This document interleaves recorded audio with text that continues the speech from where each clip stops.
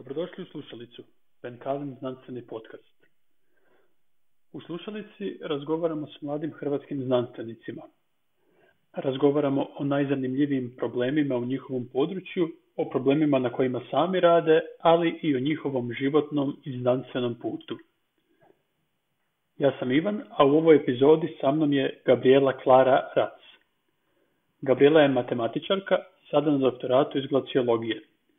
Ona modelira gibanja ledenjaka na sveučilištu Britanske Kolumbije u Vancouveru. Ovaj podcast smo snimali u nedjelju 29. ožujka. Kao što ćete čuti, Gabriela je jako zanimljiva osoba i sugovornica, koji uvjerenja vode da radi zanimljive stvari. Nadam se da ćete uživati u idućih sat vremena.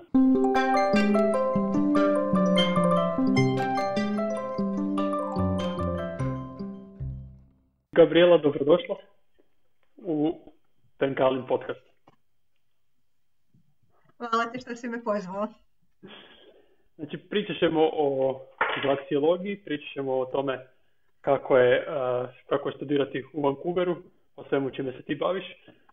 Ali ja ću te na početku najaviti, ali daj nam reci ukratko. Znači, mi se poznamo iz još srednje škole. Reci nam ukratko kako je išao tvoj put od srednje školke u Zagrebu do doktorandice u Vancouveru. Pozdrav svima, znači ja sam Gabriela, trenutno sam doktorandica na UBC-u, to je sveučilište Britanske Kolumbije u Vancouveru. Završila sam studij primjene matematike na zagrebačkom PMF-u 2016. A sad se bavim glaciologijom, to je proučavanjem ledenjaka. Odlučila sam se na glaciologiju dosta kasno tokom svog studija. Uvijek sam htjela primijeniti matematiku za nešto što smatram bitnim i primjenjivim. Prvo sam mislila da će to biti biomedicina i moj diplomski je bio na tu temu. Bavila sam se modeliranjem stenta koji bi se mogao koristiti kao implantant u slučaju da netko slomi nogu kod profesora Josipa Tambača. Bila sam intern u Švicarskoj na EPFL-u u grupi za bioinformatiku. A i tek nakon toga na zadnje... Reci. Kaži, kako si onda završila na ledenjacima? Sad, svo to iskustvo sa biomedicinom je bilo dosta zanimljivo, ali sam zaključila da je možda bolje biomedicinu ostaviti doktorima i biolozima i stručnjacima. A u Švicarskoj sam, osim istraživanja, jako puno vremena provela u prirodi, planinarila sam i po prvi puta sam i vidjela ledenjake i vidjela sam koliko se puno oni povlače i nestaju kao uzrok klimatskih promjena. Osim toga, upoznala sam... To je bilo već vidljivo. Znači, bilo si u Švicarskoj i bile su neke vidljive promjene ili na što misliš? Pa, više sam čula od ljudi koji tamo žive, koji su pričali koliko se za vrijeme već njihovog života, i moj profesor je, koji često planinari, mi je pričao koliko su se povukli i već koliko nestaju ledenjaci u Švicarskoj. I onda me to zainteresirao, taj problem. I javila sam se jedinoj hrvatskoj glaciologici koju sam našla da postoji, profesorici Valentini Radić, koja je završila biofiziku na PMF-u. I pitala sam ju kako netko sa mojom pozadinom, koji je matematičar, se može početi baviti glaciologijom. I ona mi je, naravno pitala sam joj za nekakve fakultete u Europi, jer nisam baš htjela otići na drugi kraj svijeta, ovdje u Vancouver, gdje ona. I ona mi je prvo rekla joj da nema ništa tako baš u Europi, ništa što je baš toliko matematički, jer dosta glaciologa se ima pozadinu u geografiji i nije toliko kvantitativna. Ali da se njen muž, da je on baš matematičar, ima doktorat iz primjene matematike i da ona misli da bi se mi super slagali, da bi mi bilo jako zanimljivo raditi na nekom od njegovih projekata. A ja sam je rekla da ne, da mene to baš ne zanima ići u Vancouver, da mi je to predaleko i da li mi može poslati neke preporuke za Europu. Ali onda je već proslijedila moj CV svom mužu, mom trenutnom mentoru, koji mi se javio sa nekakvim potencijalnim projektima. I nakon toga se jako trudila naći nešto slično u Europi, ali nisam uspjela naći ništa jednako zanimljivo, pa sam tako završila u Vancouveru. Cool. A daj da malo, mislim, Glaciologija, ono što mi je jasno, glaciologija je da se bavi ledenjacima, ali to je jedna riječ koju razumijem. Ali daj nam malo opiši koji su glavni problemi u glaciologiji, koji su glavni izazovi trenutno u cijelom području široko. Mislim da je prvo bitno razumjeti zašto su ledenjaci uopće bitni i zašto ih želimo bolje razumjeti. I ledenjaci su važan indikator klimatskih promjena i oni su jedan od glavnih doprinositelja porastu razine mora, ali oni su također i pouzdan izvor vode koju ljudi koriste za piće, poljoprivredu i proizvodnju električne energije, a to je posebno bitno za vrijeme sušnih ljetnih mjeseci kada nemamo puno padalina. Naglasite da ledenjaci na koje ljudi prvom pomisle kada pomisle na glaciologiju su zapravo, barem u Hrvatskoj, su sante leda, a led koji je već u moru i njegovo otapanje nikako ne utječe na rast razine mora i problem je kopneni led koji je uz termalnu ekspanziju oceana glavni uzrok porasta razine mora. Drugo, kad ljudi zamišljaju led, oni zamišljaju Grenland i Antarktiku, koji su ledeni pokrivači koji čine 99% kopnenog leda. I glaciolozi se bave predviđanjima koliko će Grenland, Antarktika, ali i ovi drugi manji planinski ledenjaci doprinijeti porastu razine mora do kraja ovog stoljeća. Što je zanimljivo je da, iako Grenland i Antarktika sadrže 99% tog kopnenog leda, predviđanja znanstvenika prikazuju da bi manji ovi planinski ledenjaci mogli doprinijeti gotovo jednako toliko do kraja ovog stoljeća, iako oni čine tek 1% ukupnog kopnenog leda. I ja proučavam baš te planinske ledenjake i njihovo kretanje. Super. Zašto je to tako? To je zašto planinski ledenjaci toliko puno doprinose? Znači, oni trenutno, to su predviđanja za do kraja ovog stoljeća. Stvar je u tome da su oni su trenutno otapaju većom brzinom od, recimo, Antarktike. Da gledamo globalno, da se cijela Antarktika otopi, ona bi doprinijela puno više od planinskih ledenjaka, jer naprosto ima puno više leda. Da se sav led na Antarktici otopi, razina mora bi se podigla za preko 60 metara. Ali trenutno su planinski ledenjaci koji su osjetljivi zbog kretanja. Ako se poveća brzina kretanja ledenjaka, led sa viših nadmorskih visina brže završi na nižim nadmorskim visinama gdje su više temperature i brže se otapaju i povlače i nestaju. I sada te neke povećanja temperature i osjetljivost je veća kod manjih planinskih ledenjaka. Kužim. Da se vratimo na ovo kako si došla na kraju u Vancouver i nisi htjela otići na drugi kraj svijeta, ali sad kad si otišla, kako je u Vancouveru, kako je studirati u Vancouveru? Ja sam jako zadovoljna sa svojom istraživačkom grupom, ali ne samo i sa drugim znanstvenicima koji su ovdje u grupi geofizičara, znači moje područje je glaciologija, ali veća grupa je unutar geofizike. Zbog toga jako puno toga naučila, jer na našim raznim sastancima ne slušam samo predavanje ljudi koji se bave glaciologijom, nego i ljudi koji rade za NASA i istražuju druge planete. Jedna moja prijateljica je uključena u ovu najnoviju NASINu misiju vezano za Mars. Onda neki moji prijatelji se bave proučavanjem vulkana, neki se bave proučavanjem oceana, tako da je jako zanimljivo vidjeti s čim se svim možemo baviti, kako primijeniti fiziku i matematiku za bolje razumijevanje zemlje. Osim toga, Vancouver se nalazi na oceanu, ali okružen planinama, tako da uživam što mogu svaki vikend ići planinariti ili skijati tokom cijele godine, pa sam uspjela spojiti ugodno s korisnim. Da. A to me zanima, kako podnosiš kraj svijeta? Dosta olakšava činjenicu što se nisam ovdje doselila sama, nego sa svojim partnerom, svojim mužem Danielom, tako da je sve bilo puno lakše kada udvoje, nego da sam to došla posve sama. Srećom zbog dosta napretka tehnologije nije toliko teško jer se mogu čuti sa svojoj obitelji preko Skype-a skoro svaki dan, iako je trebalo neko vrijeme da se uhodamo u ovu razliku od 9 sati. A sad zapravo i nema veze, sada i da si puno bliže, čak i da si u Hrvatskoj bi se vjerojatno čula sa obitelji preko Skype-a.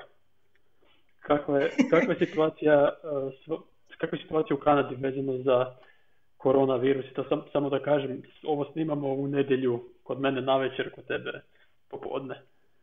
Koji datum? Nedjelju 28. 29. tako nešto treći. Da, 29.3. Jer se stvari toliko brzo mijenjaju.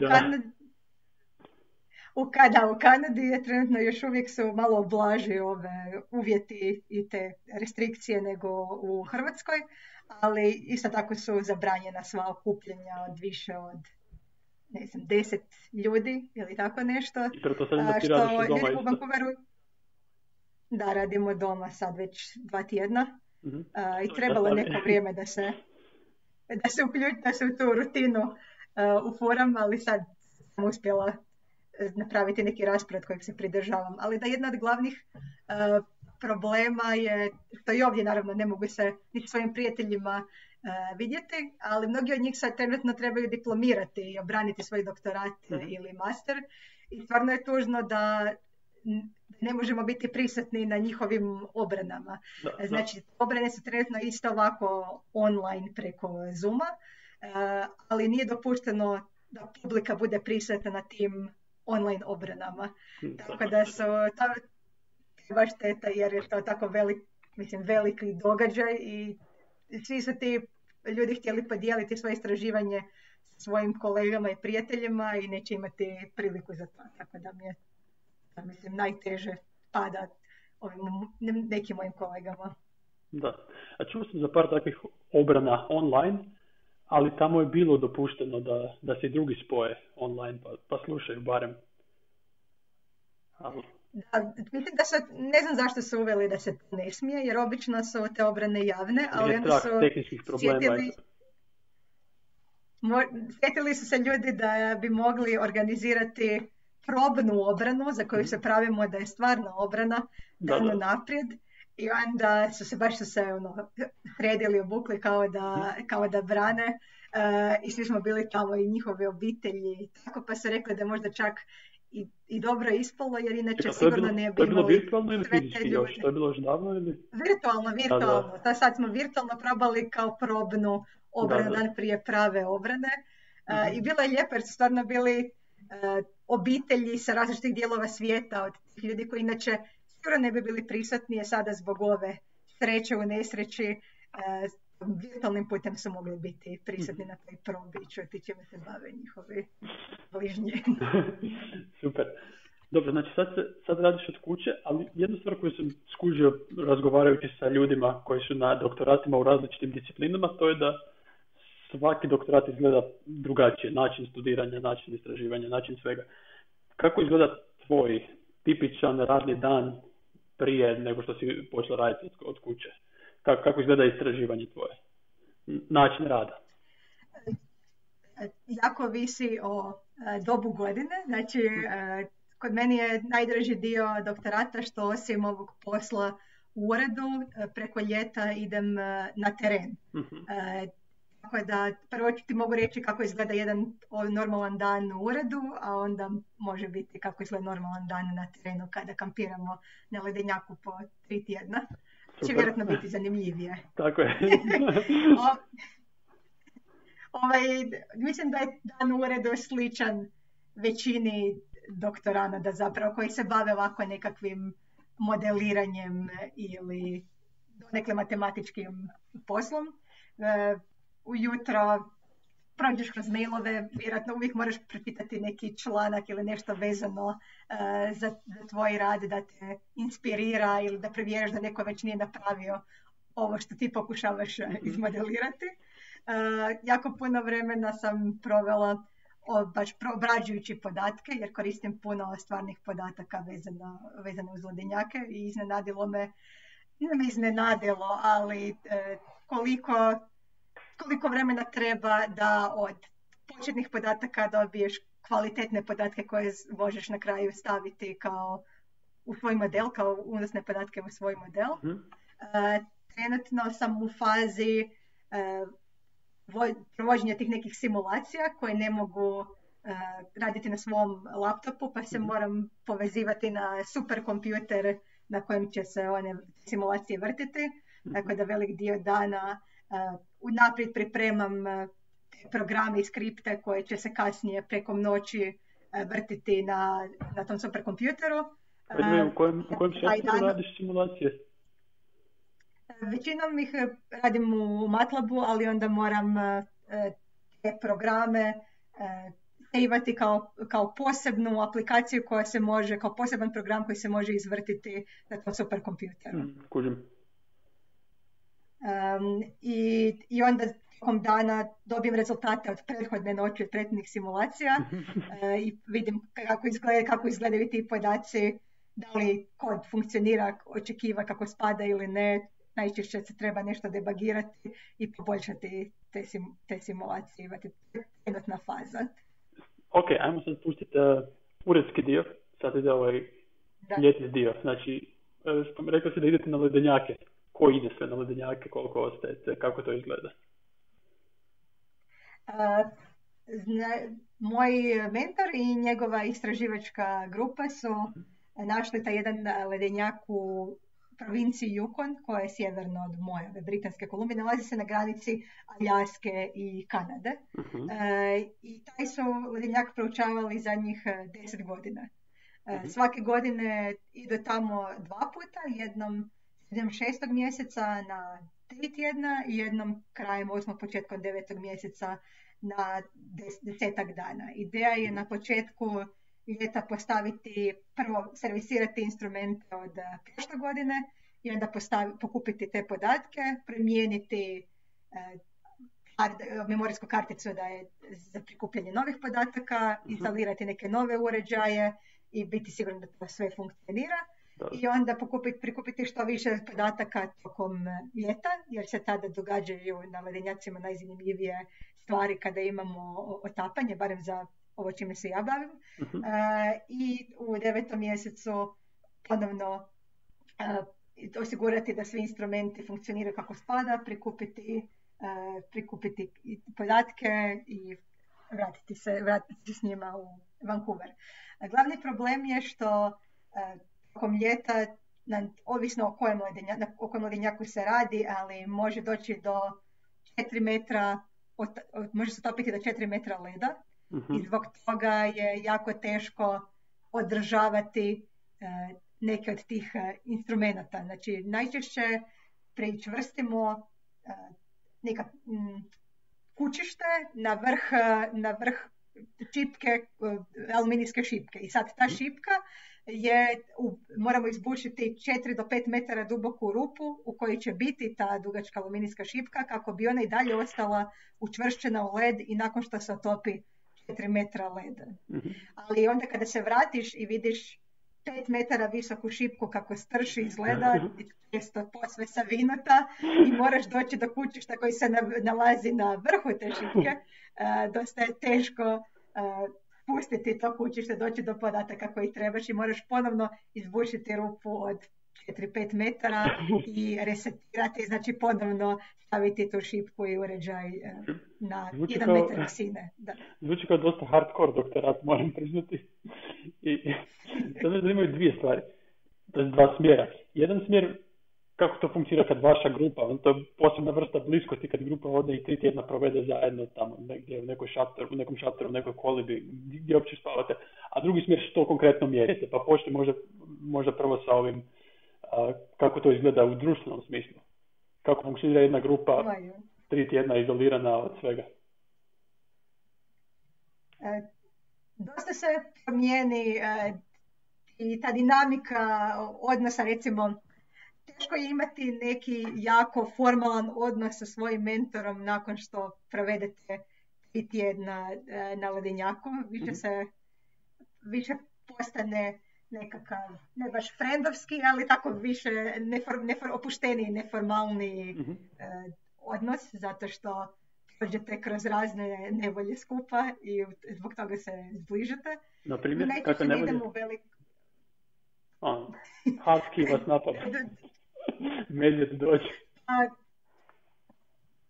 Ti se sad šališ, ali zapravo moja prva godina na ledenjaku, znači moj mentor je išao na taj ledenjak već 10 godina i nikad nisu imali nikakvih problema sa medvjedima, iako je u Yukonu ima grizlija, znači i u tom nacionalnom parku Kluane u kojem mi je naše istraživanje, svugdje su upozorenja, naravno, tu žive grizli, morate paziti na grizlije, morate imati sprej protiv medvjeda i takve stvari, ali naravno nekako mi na ledenjak idemo sa helikopterom, ostave nas usred ničega na ledu sa šatorima i svom hranom i tamo smo 3 tjedna dok ne dođu po nas bez ikakvog kontakta, ikakve tajne strukture ili kolebe, samo ne smiješ ništa ostaviti na ledu i sve što nesemo moramo iznijeti sa sobom. Tako da obično traže od tebe da imaš ogradu za zaštitu od medvjeda, ali budući da ograda ne funkcionira na ledu, zato što mora biti uzemljena da bi mogla biti ta električna ograda bi mogla raditi, niko to ne koristi od glaciologa. Mislim, barem možda to neformalno. Mislim, u praksi ljudi to baš ne koriste jer ne funkcionira na ledu i nije testirano i teško održavati. I mi smo tamo bili u skupini sa još jednom glaciološkom grupom sa drugog fakulteta u Vancouveru. Nakon što smo mi otišli, ostalo ih je samo 4 i pojavio se mladi grizli i napao je njihov kamp i skroz im je uništio svu opremu i igrao se s njihovim vrećama za spavanje i onda kad su se vratili su morali pozvati pomoć da dođe helikopter da ih evakuira jer je medvjed prisvojio naš kamp gdje smo mi prije bili. A to je bio njegov teritorij. Da, zato što i problem je da jednom kada medvjed nauče da su ljudi izvor hrane, moraju upucati tog medvjeda. I onda su parkovi su morali, rangeri su morali na kraju upucati tog medvjeda i zbog toga je bilo puno problema za nas, zato što smo, zapravo to naša greška, jer ta ograda nije funkcionirala kako spada. Da ste imali ogradu, ne bi medvjed mogao ući, ne bi ga morali na kraju upucati i da. Da. Tako da su sad puno stroža ta pravila, ali da, čak je bio, nisam ja bila tad prisutna srećom, da se stavljamo ogradu i svaki dan jedan od tih rutinskih stvari koje moramo raditi svaki dan oko kampa, jer mi tamo sve sami kuhamo i veliki problem je prikupljati vodu, zato što često se smrznu svi izvori vode preko noći i onda ujutro se probudiš i nigdje nema vode, pa uvijek moraš paziti da na večer prije spavanja napuniš kanistar i da imaš, ne znam, barem 10 litara vode da bi mogao drugi dan svakoj dobiti. Ovaj zakon priče sad ako neko sluša ko misli da je njemu teško na faksu, na doktoratu, na bilo čemu. Ovo je teško. Dobro? Da. Zaprosto je dosta teško biti u tim. Gledaš koja je temperatura, nije to toliko hladno, jer su temperature preko dana između 0 i 5, a preko noći recimo do -10, tako nešto. Ali budući se ti konstantno na toj hladnoći, nikad ti se na stvari skroz ne posuše i dosta je teško biti stalno izložen na takvim uvjetima i vjetru, i hladnoći, i snijegu i tako. Ali isto tako jako lijepo, krajolik je prekrasan. Tamo kad ste na ledenjaku, kako je sa ljudima? Gdje su najbliži ljudi? Ledenjak na koji ja trenutno idem je dugačak 70 km, tako da bih rekla da otprilike to neka udaljenost, ne to baš zajednica, do tog mjesta gdje je istraživačka postaja, gdje možda živi 5 ljudi koji održavaju tu stanicu. A sad do prvog većeg grada je možda 200 km. Nema baš puno velikih gradova u Yukonu. Mi letimo do Whitehorse koji bi bio taj veći grad i onda se vozimo 200 km do Destruction Baya gdje je ta postaja i tamo pripremimo što nam treba za teren jer moramo vidjeti da li imamo svu opremu, provjeriti da li sva ta oprema radi. To je tjedan dana posla gdje mi pakiramo svu hranu u što manje da zauzima što manje mjesta i da bude što lakša, da opet imamo sve što nam treba. I testiramo da li radi ta ograda za medvjede, da li svi naši instrumenti rade kako spada i prolazimo po tom planu leta, jer često u helikopter ide samo sa instrumentima i samo sa stvarima, znači bez ljudi. Kada te stvari se prenose u velikoj mreži koja je privezana za helikopter. I ta mreža se onda samo izbaci na led, onako lagano se spusti. Tako da mi moramo znati kako prikvrstiti tu mrežu za helikopter i kako to otkvašiti, tako da zna biti dosta zanimljivo, to sam jedno morala napraviti, da helikopter leti 2 metra iznad tebe ili manje i ti trebaš priključiti kuku od te mreže za helikopter i onda to poljeće iznad tebe. Tako da moramo proći kroz sve te procedure, negdje tjedan dana, se provjeriti da radi i pakirati prije što idemo na teren. To zovemo civilizacija, iako realno to baš i nije, budući da tamo živi 5 ljudi i nema ničega, to su samo brvnare u kojima smo smješteni, ali tamo imamo pravi krevet i možemo se tuširati, tako da je to civilizacija. Znači ova 3 tjedna, zapravo naravno, ova 3 tjedna bez tuširanja. Da, nema tuširanja. Zakon. Zato se jako puno koriste ove vlažne maramice, to je zapravo naš tuš. Tako da mislim da je jako bitna rutina na ledenjaku, pogotovo tako psihički. Ja svaku večer provedem dosta vremena za tuširanje sa tim vlažnim maramicama i uvijek imam poseban set odjeće koji je kao pidžama, mislim nije prava pidžama, ali uvijek se presvučem u tu istu kombinaciju kao za spavanje. To je dosta nepraktično i najčešće ti se ne da kada je jako hladno i umoran si, samo želiš što prije otići u vreću, ali meni puno znači to da mislim da sam čista, da sam se otuširala sa vlažnim maramicama i da sam u toj svojoj čistoj robi u vreći.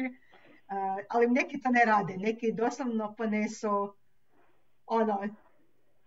i para gača i 2 para hlača i to nose 3 tjedna. Tako da ima zanimljivih mirisa, posebno u muškoj populaciji. A opet jadni dečki, krivi. Kaj se te htio pitati, zvuči... Zapravo su žene su u manjini, mislim, tako da nema toliko puno glaciologinja, tako da... Već ovo korištenje vlažnih maramica je dosta ljudi, nisu sigurni da li je to način, zato što misle da je to kao znak nekakav slabosti, znaš sad. To je ovo pitanje časti, koliko možeš provesti bez tuširanja, bez higijene, bilo kako. Ja sam čak sam mi rekli da misle da je moja prisutnost kao prisutnost žene na terenu dosta pomaže da se i dečki ipak trude malo više. Čekaj, na tim ekspedicijama si ti jedina žena ili ne? Da, ako idem samo sa svojim mentorom, ovisi, nekad ima još nekih, većinom sam jedina, ali ako ide od mog mentora žena sa svojim istraživačkim timom, nekad idemo skupina kao 2 različite istraživačke grupe sa UBC-a, onda je i ona tamo ili neki ti asistent, pomoćnici na terenu koji idu, isto znaju biti tvore. Moj mentor dosta, ne da pazi na to, ali dosta njegovih studenata su djevojke i tako i njegovi ti asistenti na terenu. Ali ako se gleda globalno u glaciologiji, to žene su u manjini i do nedavno, ne znam ti točno reći prije koliko godina, ali žene nisu bile baš ni poželjne na terenu. Kao žena na brodu i to? Da, prije 10-ak godina, tako nešto, malo više. Možda zapravo onda ovo dobar trenutak da otvorimo temu. Spomenula si mi nekad ranije da postoji neka ideja ili projekt u začetku za voditi srednjoškolke na teren. Možeš nam reći nešto više o tome? Da, znači, ja sam za vrijeme svog studija na PMF-u bila dosta uključena u udrugu Molina Dareni matematičari Marin Getaldić i sudjelovala sam u organizaciji ljetnih kampova i zimske škole matematike. I dosta mi ovdje fali tako nešto, jer volim tako prenositi znanje, ali više tako mlađim generacijama, srednjoškolcima, i mislim da su oni dosta zahvalna publika i dosta i baš možeš vidjeti da si ih nekako usmjerio, utjecao na njihov interes, i možda baš to što su čuli neko predavanje o glaciologiji ih može inspirirati da se jednog dana bave tako nečim. I onda sam razmišljala da bi bilo baš zanimljivo da postoji sličan projekt kao MNM za glaciologiju. I saznala sam prije negdje godinu dana da postoji organizacija Cure na ledu koja svake godine organizira kao ljetnu školu gdje odaberu 10 cura koji imaju 16 i 17 godina i odvedu ih u planine i tamo provedu 2 tjedna. Planine ili točno ovako kao što si ti opisivala na taj ledenjak? Je li nešto blaže ili isto? Blaže. Znači, da, to je u Brvnari od alpinističkog društva. Mislim, i dalje je to, ponesemo sami svoju hranu i moraju tamo kuhati, ali ima ta Brvnara u kojoj ljudi spavaju i kuhinja u kojoj mogu kuhati, nisu male, ne moraš nositi sve sa sobom. Tako da ipak spavaš u nekakvom krevetu. Mislim da se i dalje ne možeš trčirati, ali imaju i ove WC koji su ne baš, čak dosta su dobri, postoji WC, recimo, koji možeš koristiti, što je veliki luksus na naš teren. Uglavnom, mi nije ideja da i sa tim curama u planine idu jedna ili dvije znanstvenice, alpinistički vodičica i jedna umjetnica. I to je ideja da bude spoj znanosti. Zašto kažeš vodičica? Mislim, je li baš namjerna ideja da sve budu samo žene ili... Sve su žene, da, sve su žene. Okay. Ideja je baš da se inspirira mlade djevojke da mogu kasnije, da ih naučite nekakve vještine preživljavanja i tog nekakvog zajedništva koje iskusiš kad si tako 2 tjedna u planini sa istom skupinom ljudi, i da ih inspiriraju da zapravo mogu što god žele. Znači, nije nužna ideja da oni sad odluče biti glaciolozi, nego je ideja da nauče nešto o prirodi, umjetnosti, ali više o njima, da to iskustvo im pokaže.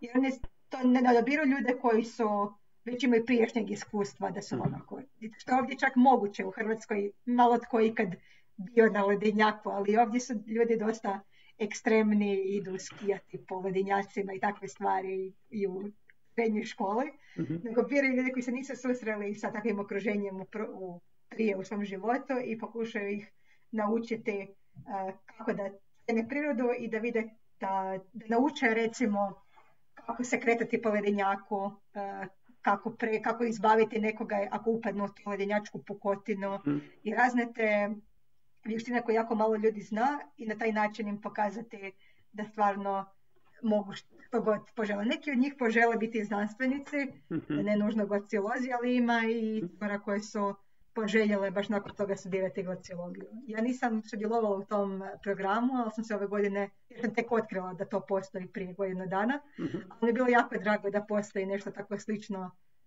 MNM-u, iako vjerojatno MNM bi više bio, ne bi toliko ciljao nužno samo na djevojke, ali općenito je zanimljivo. Samo da damo malo konteksta. Gabriela i ja smo oboje bili u MNM-u. MNM je mladi nadareni matematičari, što je Gabriela spomenula. I to je bilo, fakat po mom mišljenju, ja sam bio malo manje aktivan nego ti, ali to je senzacionalan uspjeh nekakvih studentskih udruga ili generalno udruga.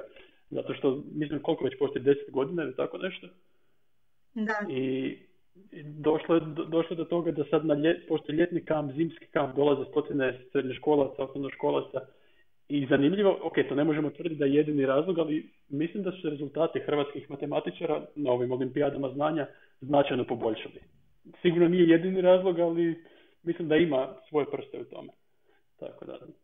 Mislim da je još zanimljivo na tim kampovima isto smo se trudili da inače na državnim natjecanjima nema toliko djevojaka, isto na natjecanjima iz matematike, pa je ideja i dosta cura koji su zainteresirani za matematiku u osnovnoj školi izgube interes kasnije u srednjoj školi, pa je ideja bila da ovim ljetnim kampovima potičemo ljude da se dalje nastave baviti matematikom i uveli smo da ne nužno ta natjecanja, nego projekte primjene matematike u stvarnom životu kako bi ih zainteresirali za neku primjenu, jer možda nisu svima privlačna ta natjecanja i stres koji oni stvaraju, ali bi se voljeli nastaviti baviti istraživanjem i matematikom, pa su takvi kampovi to omogućili, na taj način bi se motivirali više ljudi i to ljudi koji nisu iz Zagreba da se nastave baviti matematikom kasnije. Da, to je istina. Ok, znači ti si imala lijepe uspomene, lijepe sjećanje na M&M, pa ti je ovaj projekt podsjećate na M&M po svom sadržaju. Da, i sad javila sam se da budem jedna od instruktorica za taj projekt i prošla sam u drugi krug za koji sam trebala onda snimiti video gdje kako bi izgledalo to predavanje koje bi mogla držati tamo na ledenjaku i nekakav plan, ali to su sad otkazali zbog koronavirusa jer ne znaju kako će biti situacija. Tako da čak ni u planinama nismo sigurni. Da, šteta, ali dobro, bit će iduće godine. Da. Ili barem nadamo se da će biti iduće godine. Nadamo se, da. Hoćeš da ti ispričam malo šta radimo kad smo baš na ledenjaku što se istraživanja tiče i što ja radim? Što mjere ti uređaji koje gurate na 4 metra dubine? Ok, ti koje mjerimo na 4 metra dubine, to su samo noge od tornjeva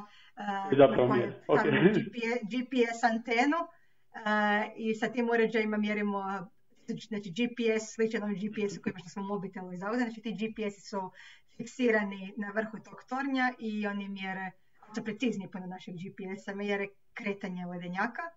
To je jedna od stvari koje me zanimaju, ali drugo, malo više, malo ekstremnije dubina na koje moramo ići je da instaliramo uređaje i senzore koji mjere tlak na preko 100 metara dubine. Znači moramo probušiti led sa bučilicom na toplu vodu, znači do 100 metara do dna ledenjaka i tamo instaliramo uređaj koji mjeri tlak. I sad zašto radimo, zašto je to bitno? Kada stavimo voda sa površine može doći do dna ledenjaka i kada imamo vodu prisutnu na kontaktu između leda i podloge, možemo smanjiti trenje između leda i tla i na taj način ubrzati kretanje ledenjaka. I ta voda nije tamo samo u ravnomjernom sloju svugdje jednako raspoređena, nego ona stvara komplicirani odvodni sustav kanala, znači koji odvode vodu na dnu ledenjaka. I postoje dvije vrste tog sustava. Jedan je neefikasan, a drugi je efikasan. Neefikasan imamo na početku ljeta, na početku te sezone otapanja i kada naglo povećamo dotok vode u taj neefikasan sustav, on ne može efikasno odvoditi tu količinu vode i zbog toga dođe do povećanja tlaka na dnu ledenjaka. Možeš misliti da taj pritisak, da taj povećani vodeni tlak se odupire, znači pritišće ledenjak od dna prema gore i uspostavlja se pritisku koji težina ledenjaka vrši na dno. Sad imaš razliku između tog tlaka kod težine leda iznad dna i vodenog tlaka koji kao da gura led sa dna prema gore i tu razliku zovemo efektivan tlak i zbog smanjenja tog efektivnog tlaka dolazi do smanjenja trenja. Znači, kada povećamo dotok vode u neefikasnom sustavu, on se ne može na vrijeme prilagoditi i odvesti tu vodu i dolazi do smanjenja trenja i zbog toga do brzine kretanja ledenjaka. Ali taj sustav nije fiksan tokom cijelog ljeta, već se on mijenja i razvija u efikasan sustav. Jednom kada imamo efikasan sustav, može doći do tog što zovemo negativan feedback. U smislu sada na početku kada dodamo vodu povećat će se brzina kretanja, ali sada kada imamo efikasan sustav, u njemu je niži taj vodeni tlak i zbog toga se povećava taj efektivan tlak i dolazi do povećavanja trenja. I u principu sada smo došli do sustava u kojem taj odvodni sustav može smanjiti brzinu kretanja ledenjaka. No problem je što mi ne razumijemo točno... Koje posljedice toga? Da li to znači da možda, ako imaš kompletnu sliku toga kako izgledaju sustavi u ledenjaku, da bi, ako želiš usporiti ledenjak, mogao izbušiti još ekstra kanale, teoretski, ne bi li od neefikasnog sustava stvorio efikasan, ili da to ima smisla? Mislim da je nekakav geoengineering jako težak za glaciologiju. Glavni razlog je da znači, odvodni sustavi kanala ne ostaju na istom mjestu iz godine u godinu. Znači nije da se ti kanali urežu u podlogu, nego se oni urežu u led. Znači izgleda više kao tunel nego kanal, zato što je puno lakše prodirati led nego kamen.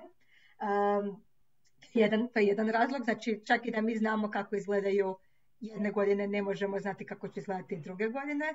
I to se radi se o velikoj, kako je nepristupačno doći do dna ledenjaka i pitanje je koliko bi to bilo korisno. Više nas zanima da bi naučili nešto o fizikalnim procesima zašto dolazi do toga, da li možemo modelirati kada dođe do promjene iz efikasnog u neefikasni sustav, da li točno možemo reći kako se zbog toga promijeni brzina kretanja ledenjaka i nekakav glavni cilj bi bio smisliti nekakvu formulu, neki zakon o kojem bi mogli reći o čemu ovisi to trenje i to kretanje ledenjaka, to klizanje ledenjaka po podlozi. Da li je trenutno, u nekim modelima se koristi samo varijabla za taj efektivan tlak, ali možda nije bitna samo koliki iznosi taj tlak, nego i kakva je konfiguracija tog odvodnog sustava kanala. Kužim. Jedno naivno pitanje možda. Otkud uopće voda? Otkud vode u ledenjaku? Kako se voda probije? Kako formira te kanale?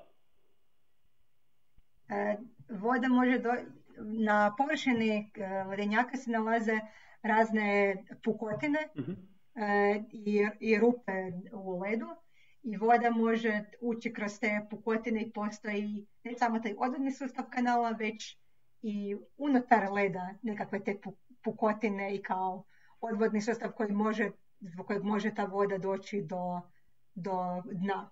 Osim toga, na nekim mjestima, ali to uglavnom zanemarivo, može biti zbog geotermalnog zagrijavanja se može topiti led na bazi, na dnu ledenjaka, zbog geotermalnih izvora. I još je moguće da negdje postoji i podzemni izvori vode, ali mislimo da većina dolazi sa površine kroz tu mrežu kanala unutar leda i kroz te pukotine. Kako nastaje uopće ta mreža originalno? Jer ako sam dobro shvatio iz jednog uvodnog videa o ledenjacima, oni nastaju kad spadne snijeg, pa se ne otopi, pa padne novi snijeg, pa se zgusne, to jest stvrdne dolje. Otkud onda ta mreža nastaje? U tom procesu stvrdnjavanja ili nešto drugo? Ključne su pukotine na površini ledenjaka, a one nastaju zbog kretanja ledenjaka. Znači, ledenjak se može kretati radi unutarnje deformacije zbog koje dolazi, jer su gornji dijelovi ledenjaka teži jer čine pritisak na donje dijelove i zbog toga se donji dijelovi mogu dosta lako deformirati. Međutim, ovi i teku, to zovemo plastičnim tokom, ali ovi bliže površini, recimo prvih 50 metara dubine leda, znači od površine do 50 metara dubine, se ne može toliko dobro deformirati jer nema te težine leda koja djeluje na niže slojeve i zbog toga to je kao krhki sloj do kojeg može doći do slamanja. I u tom dijelu se onda ne može toliko deformirati i dolazi do pucanja i zbog toga nastaju te pukotine na površini ledenjaka. I sad nisu nužno sve dovoljno duboke na početku da bi došle skroz do dna ledenjaka, nego možda dođu samo do tih recimo najviše recimo 50 metara, ali mogu biti puno dublje i onda se voda ih može zdubiti, taj led. Koji se... Da. Super. Daj da se pitam još jednu stvar. Sad u kojoj si fazi doktorata? Pri sredini, pri kraju ili tako negdje? Recimo da sam malo prešla pola. Tako. Mislim, bliže kraju nego početku, ali to je dosta teško za procijeniti. To je moj default odgovor. Malo prešla pola, uvijek. Ali... Ja sam sad 3,5 godine ovdje i obično kažu da je barem 5 godina, barem 5 godina, tako da bih voljela završiti za 2 godine, znači za 5,5 godina. I kako vidiš, kad završiš za godinu, pol, 2, 3, svejedno, kako vidiš svoju znanstvenu ili izvan znanstvenu budućnost? Želiš li nastaviti u istom području i na koji način? Voljela bih ostati u ovom području glaciologije jer mislim da kao matematičar možeš jako puno doprinijeti. Dosta dugo vremena su se glaciologijom bavili alpinisti ili tako nekakvi avanturisti i nije bilo dugo nekakvih baš kvantitativnih analiza i modeliranja. Ili više iz područja geografije, više to sve bilo ovako opisno i kvalitativno. I za ove neke procese baš falili matematičari da bi ih mogli objasniti nekakve uzroke nestabilnosti i baš neke matematičke analize. Tako da mislim da sa znanjem matematike se može dosta doprinijeti području, a budući da smatram da je to jako važno područje trenutno u vrijeme klimatskih promjena, voljela bih svoje talente koristiti da pomognem unapređenju razumijevanja takvih nekakvih fizikalnih procesa i unapređenju grane. Ali, sad, s obzirom da si ispričala koliko bi matematičari bili korisni za slučaj da nas sluša neko od mladih matematičara, da li vi na vašem sveučilištu imate neke prakse za ekipu koja je zainteresirana, ali nije sigurna jer ne zna o čemu se točno radi ili na koji način bi se ljudi mogli upoznati sa područjem, a bez da dođu na doktorat?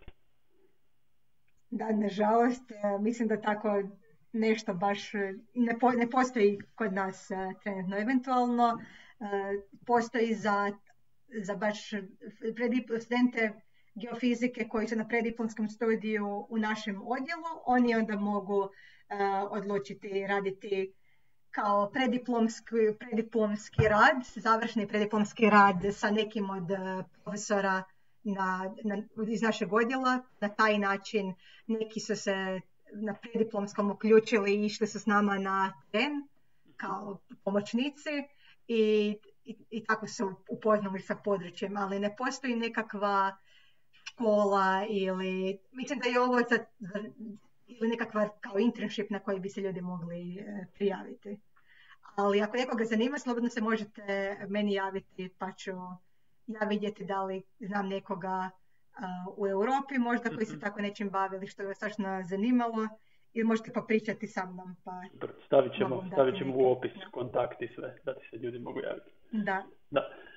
Rekla si da želiš ostati u području zato što misliš da je problem važan za nas.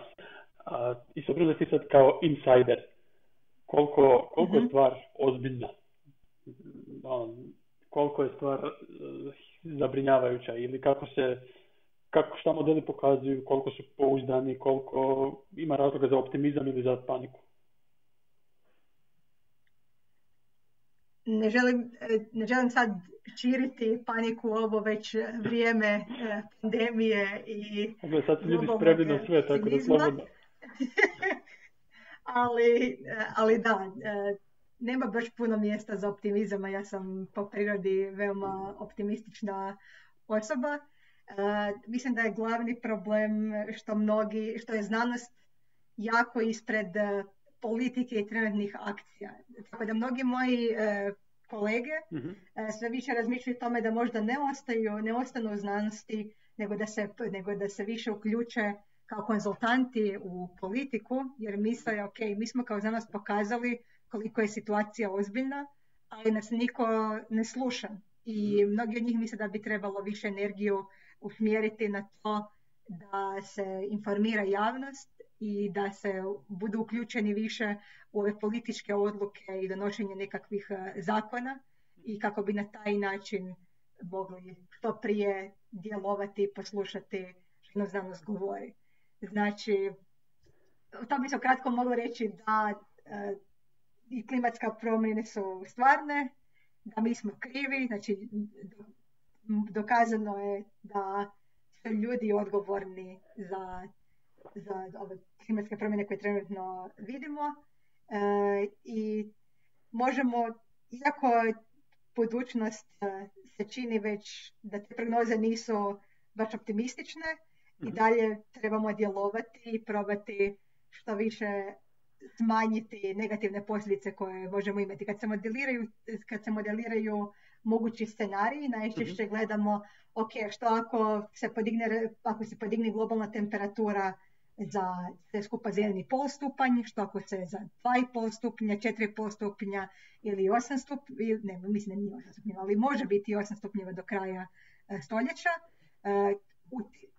Za te različite temperature, što će se dogoditi, koliko će se količina ledenjaka otopiti, što možemo predvidjeti koliko će se podići razina mora i zbog toga će se ljudi morati iseliti iz gradova koji se nalaze blizu oceana, koliko će biti recimo više sušnih razdoblja i tako nekih stvari. Znači, ideja je da će u budućnosti biti sve više ekstremnih događaja. Zato što, recimo, kad imamo više temperature zraka, onda može se skupiti više vlage u atmosferi i zbog toga recimo uragani i tako neke stvari bit će intenzivniji, bit će ti ekstremni događaji jači i češći nego što smo navikli. Što se ledenjaka samih tiče, zašto su oni bitni i što će se dogoditi kad se otope, osim što će se podići razina mora. Oni su bitan izvor pitke vode i posebno ovi planinski ledenjaci su izvor pitke vode za zajednice, posebno u vrijeme ljetnih mjeseci, kada je inače suša i kada nema padalina. Znači oni znaju, preko zime imamo kišu ili snijeg i imamo taj pouzdani izvor vode zbog padalina, ali preko ljeta kada nemamo nikakve padaline, dosta vode dolazi baš zbog otapanja ledenjaka i to je na nekim mjestima može biti 30% vode koja dolazi u rijeke, a ovisi gdje se nalazimo. U Švicarskoj recimo od mjesta u Europi je to dosta bitno, ali kada gledamo po populaciji, puno je značajnije u Himalaji, znači u podnožju Himalaje i u u Andama. I tamo milijuni ljudi se oslanjaju na taj izvor vode od ledenjaka za vrijeme tih sušnih razdoblja. Sad, na početku kada će se ledenjaci ubrzano otapati, ćemo imati naravno više te vode dostupno tokom ljetnih mjeseci, ali nakon toga kada nestanu, više ih neće biti. Znači smanjit će se taj pouzdani izvor koji smo imali tokom ljeta i postaćemo puno ugroženiji za vrijeme sušnih razdoblja, zato što ćemo visiti samo o padalinama i dosta problematično i za agrikulturu i kao izvor pitke vode. Kužim. Ali ajde da ne završimo pesimistično, imam još 3 brzopotezna pitanja, ovako odvojena od znanosti. Zapravo, djelomično odvojena od znanosti. Evo prvo, da možeš sebi od prije 5 godina dati neki savjet, znanstveni ili životni, koji bi to bio? Dobro pitanje, moram sad malo razmisliti. A prije 5 godina, čekaj, pa to sam okay. Recimo, završavalo si faks, taman, čini mi se. Taman sam upisala diplomski, ja mislim, malo onak, na početku diplomskog. A rekla bi sebi vjerojatno da nastavim biti uporna i da sve i da nikad ne izgubim entuzijazam za istraživanje koji sam tada već imala.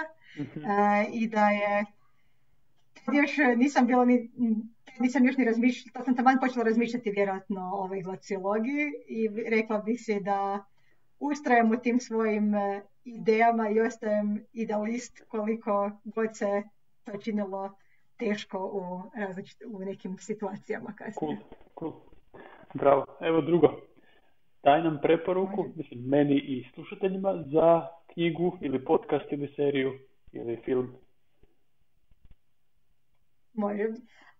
Trenutno sam na Netflixu gledala dokumentarac, kao dokumentarnu seriju koji se zove Mind Explained, u kojima u 20 minuta objašnjavaju razne teme u vezi mozga, o našem pamćenju, recimo o nekim mentalnim bolestima, kako pamtimo, kako učimo, kako utječe, čega se bojimo i tako neke stvari. Jako je zanimljivo i već samo 20 minuta ne moraš jako puno vremena uložiti, a naučiš nešto novo. Osim toga ima i serija od istih autora koja se zove samo Explained, u kojima govore o različitim temama, ali to još nisam pogledala, pa nisam sigurna koliko. Da, novi ime, nisam čuo dobro. Explained, ovo je Mind Explained, a prva je Explained. A od istih autora, može biti, zvuči jako dobro. Može biti o e-sportovima ili o dionicama gdje pokušaju o različitim tako životnim temama i područjima u 20 minuta prikazati najbitnije stvari o njima. Tako da je jako informativno i zanimljivo. Super, hvala. I treće, najuzbudljivija stvar koju si napravila u životu ili koju ćeš tek napraviti? Mislim da je vjerojatno povezana sa mojim radom na terenu. Tako da je bilo jako puno uzbudljivih i svaki puta bi bila, ovo je prvi puta da sam nešto napravila, tako da je bilo prvi puta da sam se vozila sa helikopterom ili prvi puta da sam prelazila preko tih pukotina u ledu ili polja pukotina u ledu gdje su neke bile široke i po 2 metra i navigacija po tom polju ledenih pukotina. Baš ću odabrati anegdotu. Možda na terenu smo se vraćali, jedan dan smo radili dosta dugo. Na početku ljeta možeš raditi skroz do 3 u noći jer nikad ne zalazi sunce, ali krajem ljeta u 9. mjesecu sunce počne zalaziti, tako da ovaj put imamo noć, imamo mrak. Mi smo radili na jednoj lokaciji 6 km od kampa i već je pao mrak i morali smo se vraćati po noći, iako jedan od nas nije imao čelnu lampu i navigirati po tom polju pukotina sa teškim ruksacima nakon napornog dana od 12 sati da bi se vratili u sigurnu kamp. To je jedna, a druga, sad malo sam se raspričala, ali stvarno ima zanimljivih stvari sa ledenjaka. Ovo ljeto sam prvi puta bila na jednoj posebnoj vrsti ledenjaka. Znači, ledenjaci nekad mogu naglo ubrzati svoje kretanje. Počne se gibati do 100 puta brže nego što se normalno kreću. i ti događaji se zovu surging eventi.